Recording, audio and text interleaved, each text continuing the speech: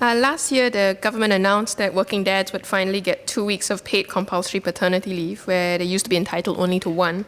And the government also legislated for working mothers to go from sharing just 1 out of their 16 weeks of paid maternity leave to sharing up to 4 weeks with their husbands. This is one area where the gender gap is skewed more in favor of women than men, so I am quite glad we're making strides for the rights of men. I hope we can make things more fair for fathers, because that would definitely make things more fair for moms as well. The Centering for Father Chief Executive Peter Kuik has said that today's fathers are a lot more hands-on in raising their children. And there are the beginnings of a cultural shift, and more men actually want to step up to the plate to be more participative caregivers to their kids and also to their elders. Some men are actually even choosing to be full-time caregivers because it comes down to a simple decision between husband and wife about who can drive the car and who can't, or whose parent is the one who needs care, or who has a greater chance at being fast-tracked in their career and who doesn't. So full-time male caregivers are particularly courageous because they know what they are doing runs up against the grain of predominant assumptions about gender roles. Though these men are clear and have no regrets about their choices because they see the impact they're making on their kids and the elders in their care, they still feel hesitant, and some even say they feel ashamed about letting other people know what they do for work. So I find this really troubling because they have nothing to be ashamed about. They're doing really noble work with long intergenerational impact, and it's the same work that women have been doing for years, by the way.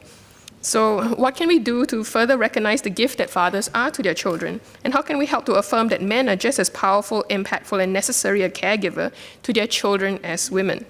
I hope we can offer a longer quantum of parental leave for parents to share as they wish.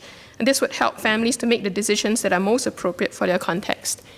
I was going to actually just push for having working mothers share up to 8 weeks of their 16 weeks of paid maternity leave with their husbands. But my fellow NMP Associate Professor Madhav Mohan in the tea room just now, who is a new dad, he said, hey, why not push for more?